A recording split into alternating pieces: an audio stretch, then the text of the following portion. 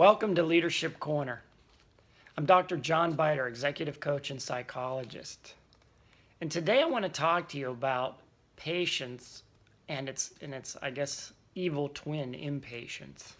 And I want to start off by reading you this little funny story that will really drive home the point of being patient. A man's car stalled in heavy Friday evening traffic just as the light turned green. All efforts to start the engine failed. A chorus of honking rose from the cars behind him. Feeling just as frustrated as those other drivers eager to get home or to get to their weekend destinations, he finally got out of his car and walked back to the first driver and said, "I'm sorry, but I can't seem to get my car started. If you'll go up there and give it a try, I'll stay here and blow your horn for you." Okay, so I like the story. It's a really funny little way to think about being impatient. Nothing ever happens good when we're impatient. As a leader, you really need to think about that. Are you projecting your impatience onto your staff? And if so, are you willing to take responsibility for the consequences?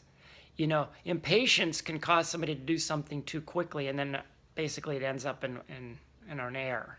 And then who's responsible for the error? Would the error have happened if there had been more patience given to the employee? So one of the things you want to think about is try to give things more time. You know, in Work Rules, the Google story, that's one of the things that Laszlo Bock talks about as far as when you're hiring people. Take your time. That's what we have lots of, and to use wisely.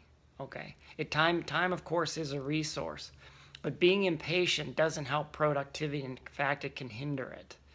So you might want to rethink how patient or impatient you are, and ask your employees, as a leader, do you think I'm patient? And if you know already that you're an impatient leader, then why not ask them to give you a feed-forward suggestion? You could ask them a question such as, I'm interested in improving my patience, and I'd like one or two suggestions from you on how I could do that.